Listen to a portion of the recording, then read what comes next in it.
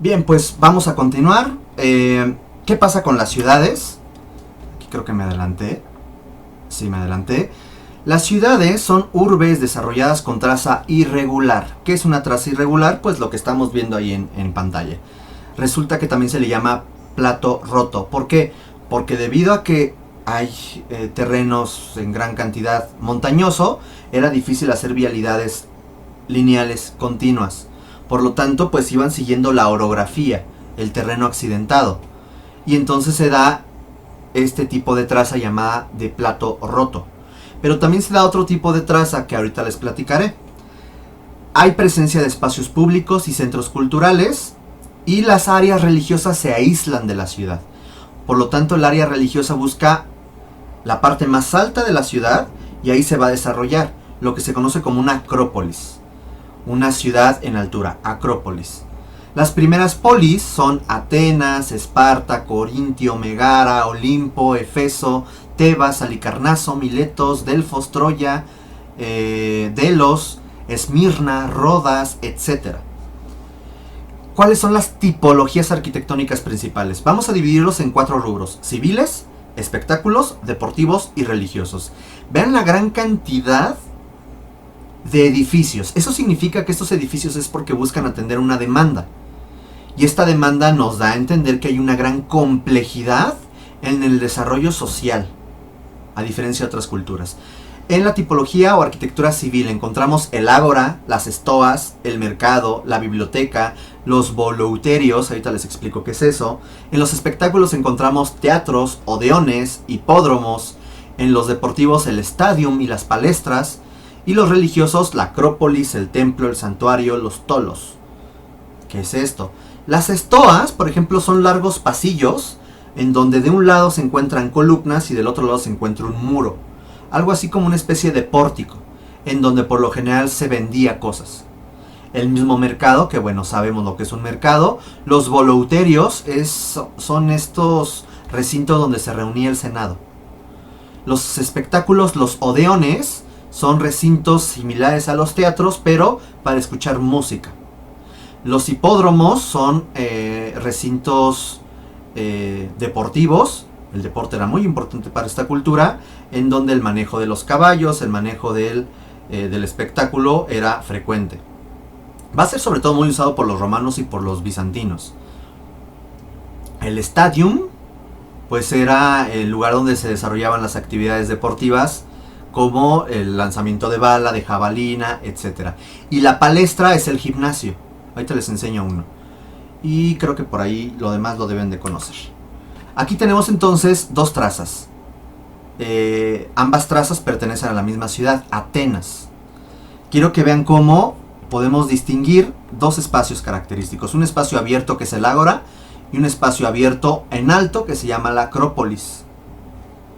También hay otra traza propuesta por Hipódamo de Mileto y se le llama la traza hipodámica o traza en damero, debido a que tiene forma de tablero de damas chinas o de ajedrez, como le quieran llamar. Entonces todo el esquema es reticular o en damero o ajedrezado o como le quieran llamar, o hipodámico. Y los espacios que les había dicho, por ejemplo, los espacios de gobierno y religiosos se encuentran en la parte central y la parte religiosa en la parte más alta. Vean, esto es Mileto justamente, y esto es Priene, en donde tenemos la parte más alta, el Acrópolis. Entonces vean qué interesante cómo de pronto se divide la zona residencial de los grandes equipamientos culturales, deportivos, religiosos, considerando que el religioso además se distancia totalmente de la ciudad. Y aquí tenemos 2 esquemas de un ágora. ¿Qué es el ágora?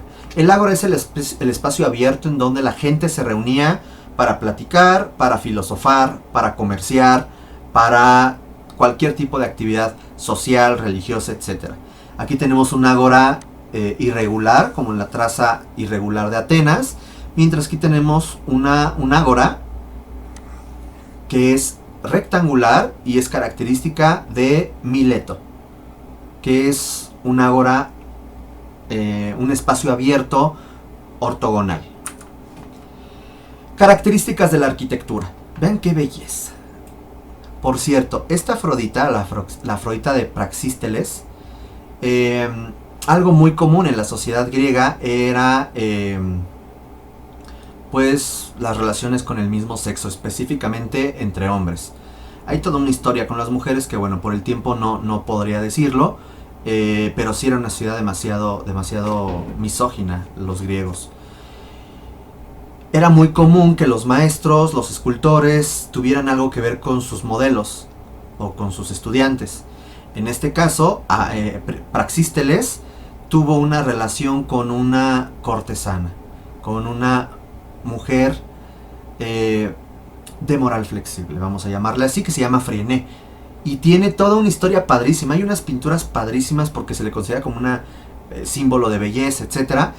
Y esta escultura es la primera escultura de una mujer desnuda hecha. Y vean el año. Antes de esto se dedicaron casi 150 años a hacer puros desnudos masculinos. O si salía una diosa era vestida, pero desnuda jamás. Curioso. Bueno, características arquitectónicas. En lo funcional espacial tenemos que reinterpretan el megarón como un vestíbulo y una transición porticada. Acuérdense que era el megarón. Lo formal, pues eran formas muy simples con estucos policromados, o sea, esto tenía mucho color. Todo lo que estamos viendo como esculturas blancas no son blancas, tenían color, pero el color se perdió. Entonces se piensa que lo blanco es sinónimo de lo clásico. Hay quien guste si quiere publicar alguna escultura, o si no después vamos a hacer una publicación.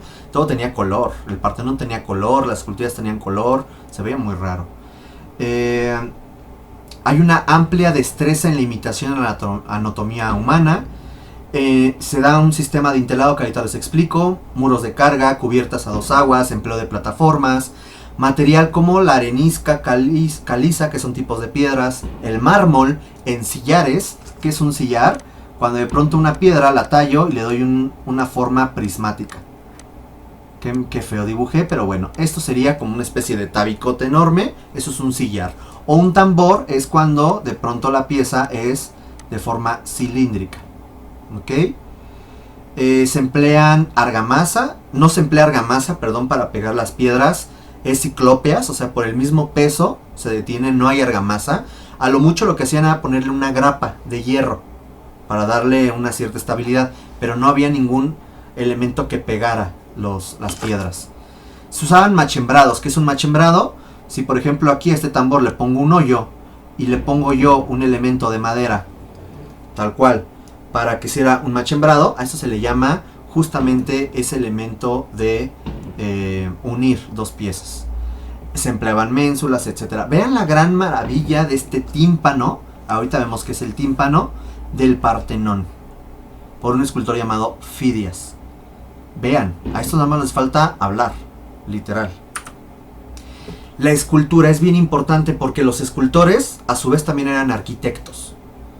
Habían arquitectos, sí, que nada más se dedicaban a la construcción o a dirigir la obra, pero los escultores también diseñaban la obra.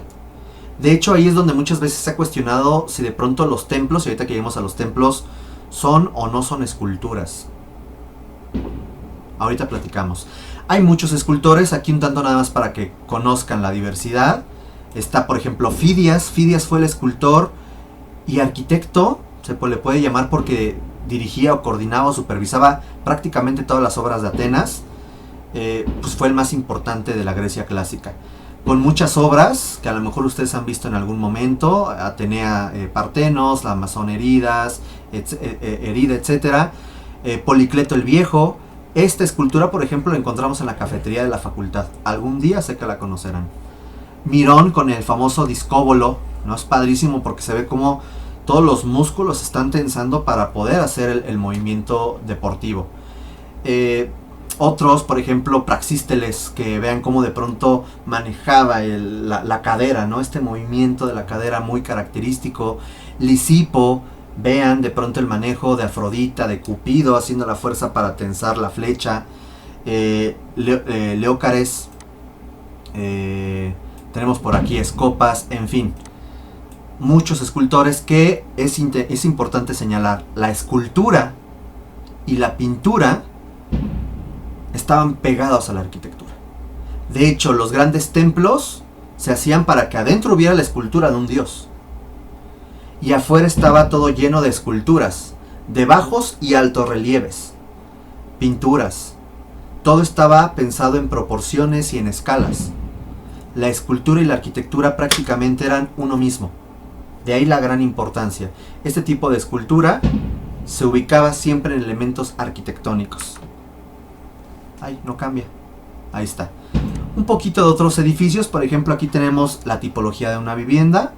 La vivienda, algo muy común, el manejo del patio central. Y a partir de este patio central, tener un corredor. Y después del corredor, tener diferentes espacios para distribuir las actividades del edificio. Las cubiertas eran a un agua o dos aguas de barro, para que cuando lloviera el agua se pudiera almacenar en un aljibe o en un espacio interior de la casa.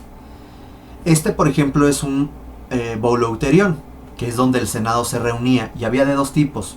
Uno totalmente ortogonal, que además se me hace que sentarse aquí era muy incómodo, y otro que es semicircular, que este es el más cómodo. Entonces aquí una persona se paraba, hablaba el senador no sé qué, y todos lo escuchaban, o lo criticaban, o le aventaban cosas, no lo sé. Lo mismo pasaba acá. Eran edificios civiles del poder. Esta es una palestra. La palestra es un gimnasio. La palestra se caracteriza porque al centro hay una sala, un espacio abierto para que practicaran deporte, y practicaban desnuditos. Su lucha, el lanzamiento de jabalina, qué sé yo. Y en los diferentes espacios, pues había espacios pues para masaje, espacios de entrenamiento, espacios de relajación, espacios de etc. Estas son las palestras. Este es el famoso teatro. El teatro es una de las grandes aportaciones griegas.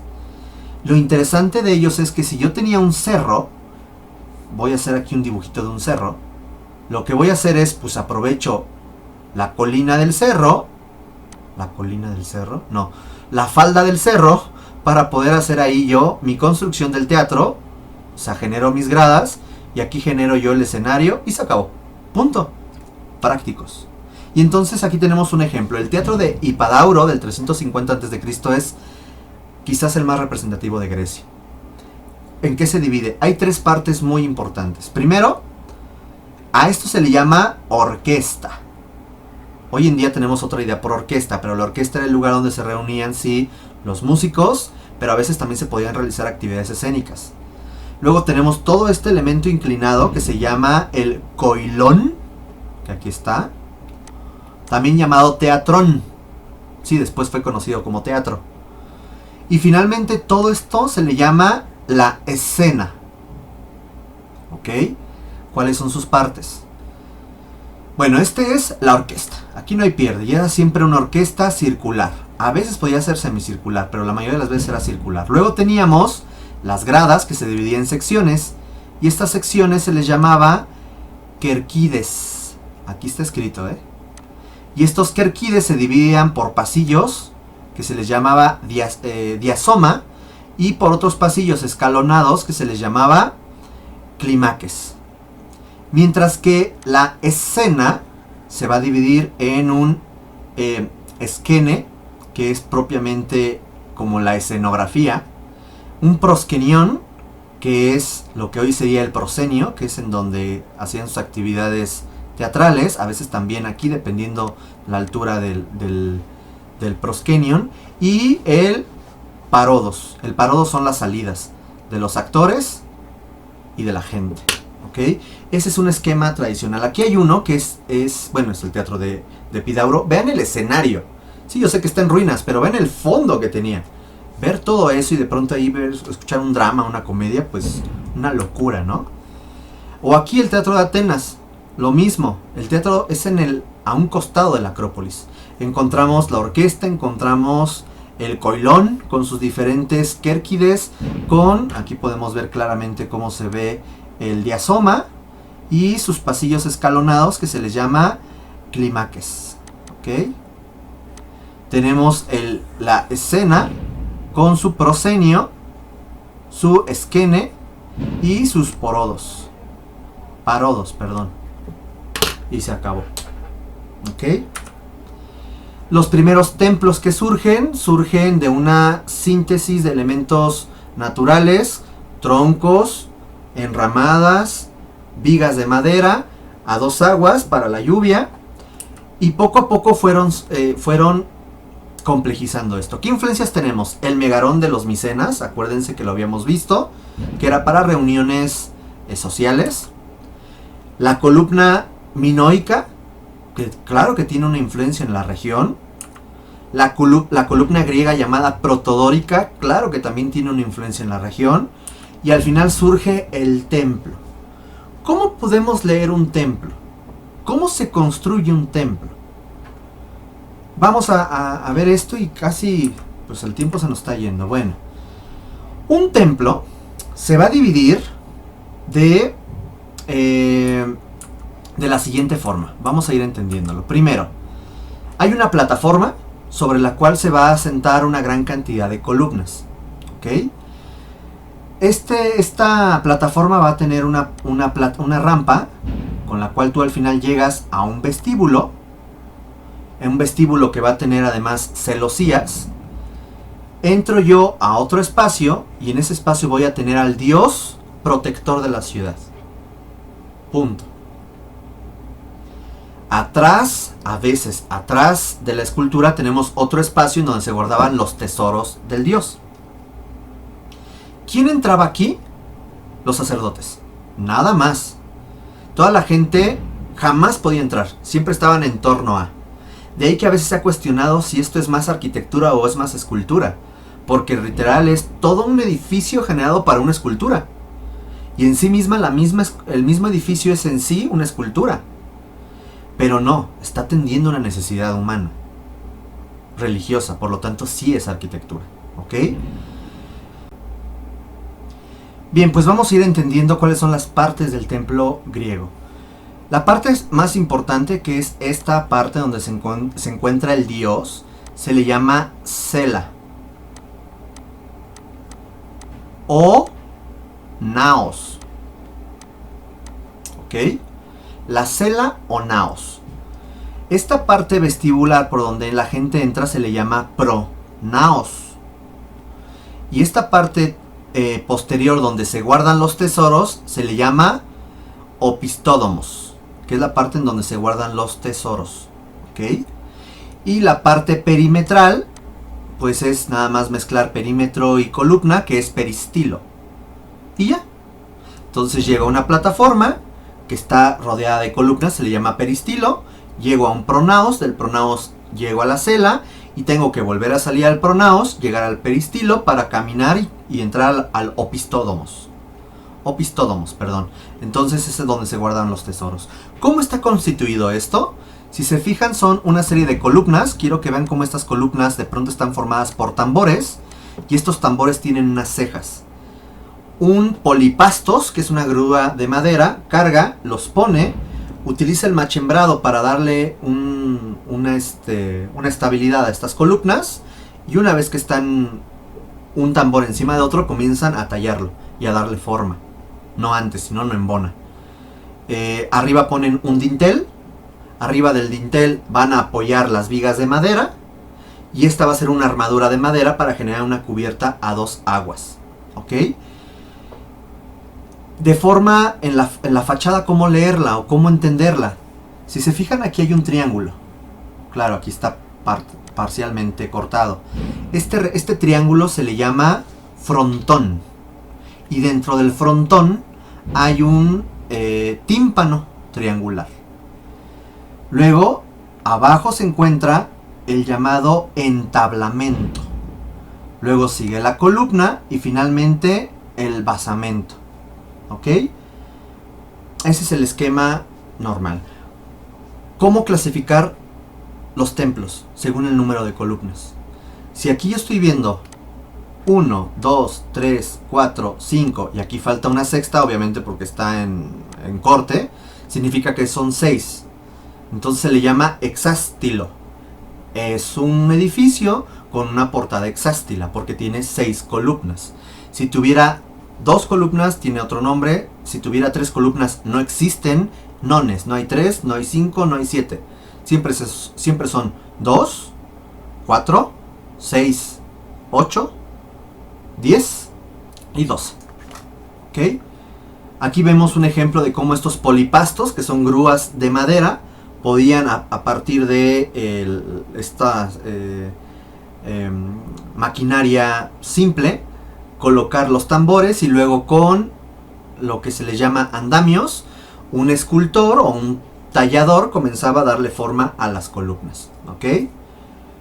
Y bueno, pues se generaban pasillos interiores, se generaban también estos entablamentos interiores, el juego, la colocación de la madera, etc. Por eso es que muchos de los templos al día de hoy lo que quedan son las columnas, porque el templo, la cubierta al ser de madera, se cae y se pierde.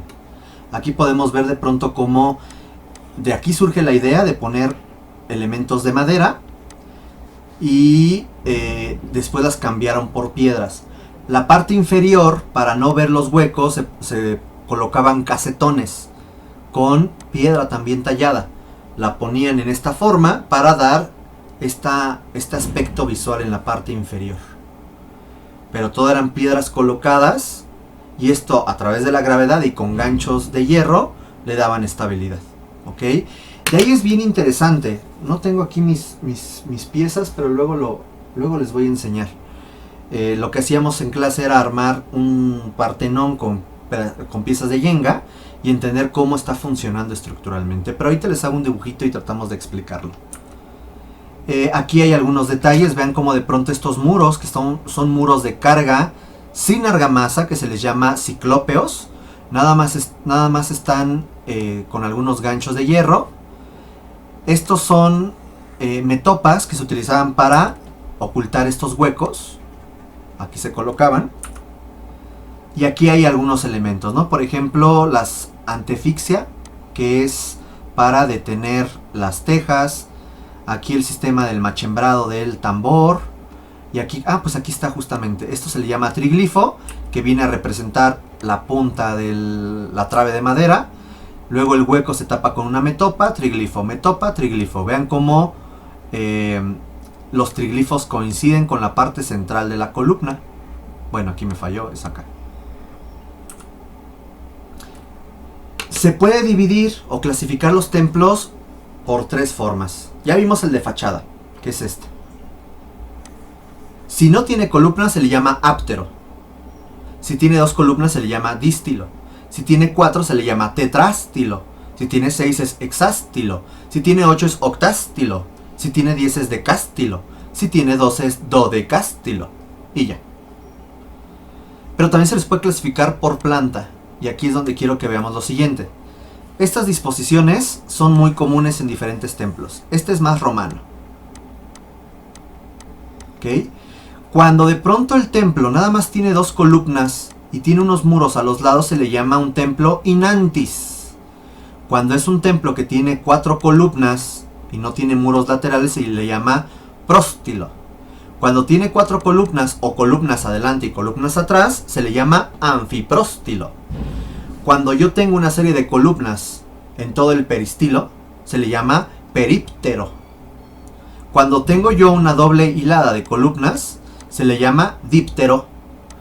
Cuando yo tengo juego de columnas como un anfipróstilo, pero columnas laterales embebidas, ahogadas en el muro, se le llama pseudoperíptero. Vale. Y finalmente tenemos el tolos. El tolos son los templos circulares. ¿Me lo tengo que aprender de memoria? No, no se lo tienen que aprender de memoria, pero sí saber a qué se refiere. Porque cuando tengan por ahí un ejercicio que les voy a dejar, que tendrán que analizar un templo, tendrán que decir, bueno, es que es un templo anfipróstilo con columnas de tal tipo y bla, bla, bla, bla, bla.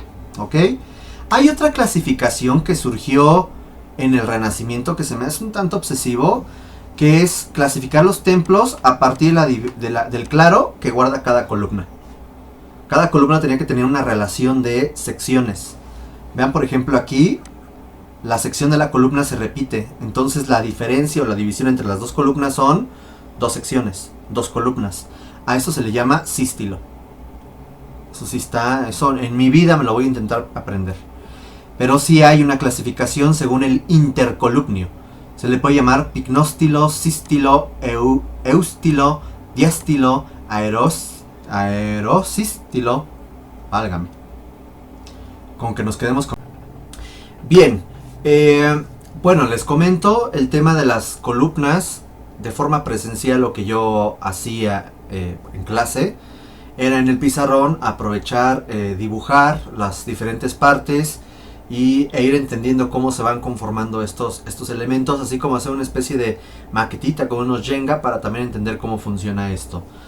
Por tiempos no lo voy a poder hacer, lo he intentado hacer y el tiempo se va y no se puede. Entonces voy a grabar yo un par de videos de apoyo, tanto para mi clase de historia como para la clase de arqueología, que será opcional para quien quiera verlo, en donde hablaré cómo funciona un sistema dintelado, cómo funcionan las columnas y más adelante cómo funcionan los arcos, etcétera, y sus partes.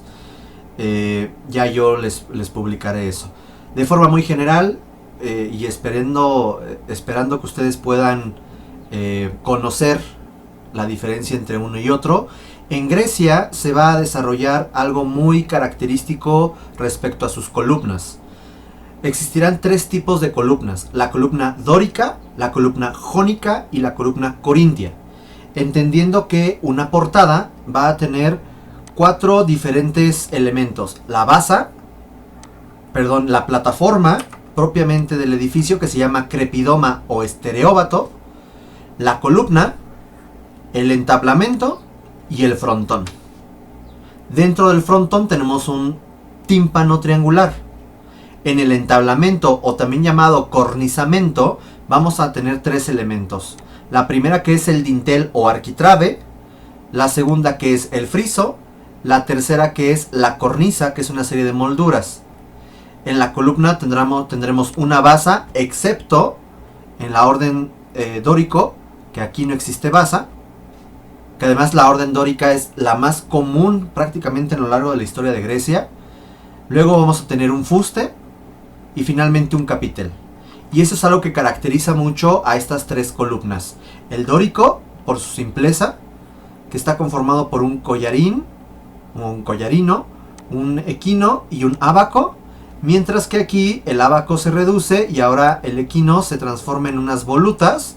Y acá de pronto todo el capitel son hojas de acanto.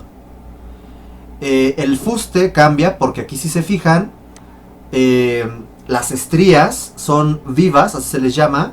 Y en las otras, por ejemplo en el corintio puede de pronto ya no haber estrías, pero en el jónico podemos encontrar listeles. Todo esto por tiempo lo explicaré en un video opcional, tanto para mi clase de historia como de arqueología, como un apoyo, además del vocabulario que yo les voy a brindar. Simplemente es importante aquí señalar que si bien en Roma se intensificó esto que les voy a decir, es en Grecia donde comienza esta distinción entre la columna dórica y la columna jónica, que son las más ocupadas durante el desarrollo de la Grecia clásica. Este será muy tardío y sobre todo por los romanos. Se le considera a las columnas dóricas como elementos masculinos por su sobriedad, fortaleza y racionalidad, y se colocan en los elementos bajos de los edificios. Mientras que los elementos femeninos se relacionan con el jónico por un aspecto fino, delicado y también decorativo. No lo digo yo, lo dicen los griegos y los romanos. Hay ciertas diferencias, todo esto insisto, lo platicaremos tanto en el vocabulario como en un video de apoyo. Pero es interesante sí señalar esto. El acomodo de las diferentes piezas que integran el sistema dintelado, acuérdense que dintel es justamente este elemento, este es el dintel, y donde empieza un dintel, donde acaba un dintel, comienza otro dintel, y ahí en el ábaco es donde vamos a encontrar una columna, ¿ok? Vamos a encontrar que hay algunas modificaciones. Algo muy característico de la orden dórica es que además en el friso, y aquí permítanme me regreso, el friso en la orden dórica tendrá triglifos, que son estos elementos, y las metopas. Mientras que en el jónico y en el corintio el friso es liso o tiene esculturas. El dintel es liso en el dórico, pero en el jónico y en el corintio puede tener platabandas, que son estos elementos verticales. Ahora sí me regreso a este esquema y aquí vemos cómo el arquitrabe tiene un claro muy limitado, pero este va cambiando según el tamaño del edificio para que se ajuste con el triglifo que se encuentra en el friso. Y además, aquí lo están exagerando, el edificio está construido, por así decirlo, chueco, abultado en el centro y en las esquinas más hundido, y las columnas están ligeramente inclinadas. ¿Para qué? Para generar una corrección óptica. Y el edificio, dado su tamaño, cuando tú te acercas a una columna ves que la columna puede visualmente como que te aplasta. Al momento de hacerlo más chueco, hay una corrección óptica y de pronto se ve más recto. Esto de hacer diferentes dimensiones en los intercolumnios o hacer elementos un poco más inclinados, un poco más abultados, era para que el objeto a la distancia se observara con una gran precisión en su estabilidad y en su volumetría. Aquí es importante el éntasis. Acuérdense de la canción esa de éxtasis. Éntasis. El éntasis se refiere a que la columna, el fuste de la columna, se va a reducir y se genera un efecto de concavidad, o sea, una pancita. Ustedes van a ver cómo hay unas columnas que son como más abultadas al centro. Eso es el éntasis. Para que cuando tú te acercas, se genera una corrección óptica. Y esta corrección óptica lo que hace es que se vea recta la columna visualmente hablando. Entonces estas correcciones van a ser muy importantes. Tenemos algunos ejemplos, así como les mostré anteriormente otros templos que son del periodo arcaico. Estos ya son templos del periodo clásico. Vemos la gran robustez y la característica peculiar de que todos están utilizando la orden dórica. Y esta orden dórica, muy característica por no tener basa y porque su capitel es muy sencillo. Y su fuste es de estrías vivas, aristas vivas, así se les llama. O sea, si hago yo un corte, el corte de la columna se vería en ese sentido. ¿Ok?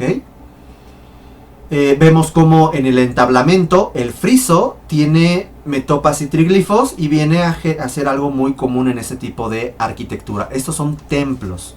El templo de Hera en Pasteum, el templo de Festos en Atenas, el templo de Afagia en Egina, el templo de, bueno, ahí está mal escrito, es de Apolo de Epicuro, no Apoco, Apolo de Figalia, perdón.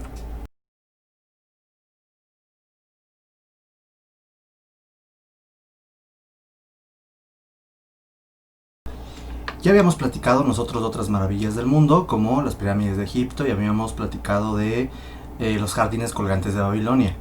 Ahora aquí hay otros dos, el templo de Artemisa en Éfeso y la estatua de Zeus en Olimpia. No entraré en mayor descripción debido al tiempo, pero el templo de Artemisa fue el más grande del mundo en ese entonces, de 55 metros por 115 metros de largo, una altura de 18 metros, iniciado en el 1560 y duró muchísimo tiempo. Ya hasta el 356 a.C. lo incendiaron y bueno, ahora quedan ruinas. En el caso de la estatua de Zeus, fue una enorme estatua del mismo Fidias, y esta estatua fue considerada una de las maravillas del mundo por los historiadores griegos de ese entonces. Era una enorme estatua de mármol con marfil, oro, etc. Y tenía su propio templo. Este fue destruido en el 456 a.C., de hecho duró muy poquitos años. Tenía 12 metros de altura la estatua. Llegamos finalmente a lo que es la Acrópolis. La Acrópolis es la parte más elevada de la ciudad de Atenas y es el recinto sagrado. En este lugar vamos a encontrar varios elementos arquitectónicos. Antiguamente aquí se encontraba el templo de Atenea, el cual fue destruido por los persas, y posteriormente en el periodo de Pericles levantan este Partenón, que es debido a que ahí se encuentra la diosa Atenea Partos, o sea, Atenea Virgen, y por eso se le llama Partenón. Encontramos aquí al Erecteion, encontramos aquí el acceso, que se llaman los Propileos, y aquí un pequeño templo que hoy en día existe, que se llama el templo de Atenea Nike. Aquí vemos los vestigios del día de hoy.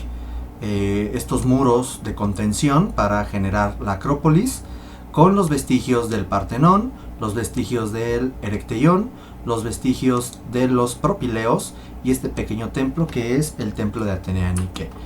Lo interesante del Partenón es justamente la gran cantidad de esculturas, son elementos escultóricos de muy buena calidad, la mayoría por Fidias. De hecho Fidias fue el que dirigió la construcción, que los arquitectos fue Ictino y Calícrates, que construyeron el edificio, pero fue Fidias el que supervisó la construcción y generó todas estas grandiosas esculturas.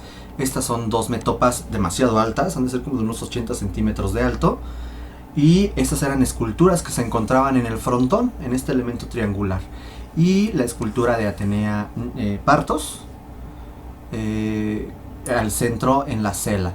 Al día de hoy podemos ver los vestigios monocromáticos porque han perdido el color, sus columnas jónicas, dóricas, su friso dórico muy característico por tener los triglifos, metopas, triglifo, metopa, triglifo, metopa, y se repite constantemente. Este es el arquitrabe o el dintel, este es el cornizamento, y aquí se ve los vestigios de lo que era el tímpano del frontón. Podemos ver el crepidoma y cada una de estas aristas vivas, ¿ok? Podemos identificar cada uno de los diferentes tambores, y bueno, pues todo esto es manejado en mármol.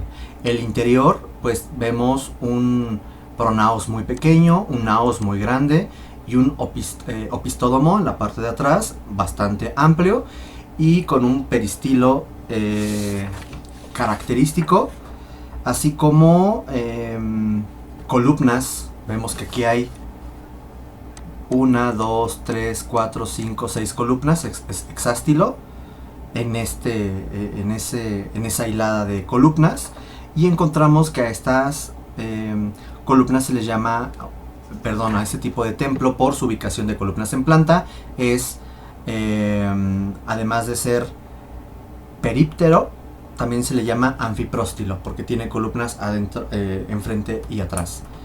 Vemos la relación de la escultura con toda la arquitectura, y es muy importante señalar, si dijeron que la perfección es la belleza, es la perfección de la naturaleza, pues vamos a encontrar esta búsqueda por ciertos elementos del famoso número áureo, el manejo de un rectángulo áureo para generar un rectángulo raíz 5 o un rectángulo raíz 2, y por lo tanto generar líneas reguladoras que pudieran generarme el diseño del mismo Partenón, tanto en alzado como en altura. La idea de las matemáticas, de la geometría, va a ser algo muy importante para el manejo de la arquitectura clásica. Aquí tenemos el ejemplo del templo de Atenea Nike, que es un templo anfipróstilo porque tiene nada más columnas en la parte frontal y posterior. Vemos que aquí ya no son dóricos, sino es jónico, y vemos el friso del entablamento lleno de decoraciones. Al día de hoy encontramos los vestigios todavía de los dinteles con platabandas, frisos con bajos relieves y vestigios del cornizamento. El templo de Erecteión es muy interesante porque aquí vamos a encontrar estas esculturas. Las columnas de pronto ahora son cariátides. Las cariátides, había una ciudad llamada Cariae que fue aliada de los persas. Los atenienses sometieron a esta ciudad y a sus mujeres, las esclavizaron, y serían las encargadas del trabajo pesado, el trabajo rudo. Al día de hoy eso es lo que representan. Pues sí, es demasiado misógina quizás la historia, pero tenemos que estas hermosas esculturas pues representan esclavas, a manera de venganza por la destrucción de los persas, de la traición, ¿no? Porque además Cariae es una ciudad, una polis griega. Podemos ver cómo son diferentes elementos, diferentes espacios que están conformando el Erecteión. Son una serie de naos y de pórticos para generar esta composición religiosa. Podemos ver aquí ejemplos de los casetonados que se generaron en la parte inferior para evitar ver la estructura de madera. Y bueno, hasta aquí llegaría nuestra clase. Hay muchísimas cosas que todavía tenemos que platicar. Lo vemos en la siguiente clase. Cuídense, gracias. Bye.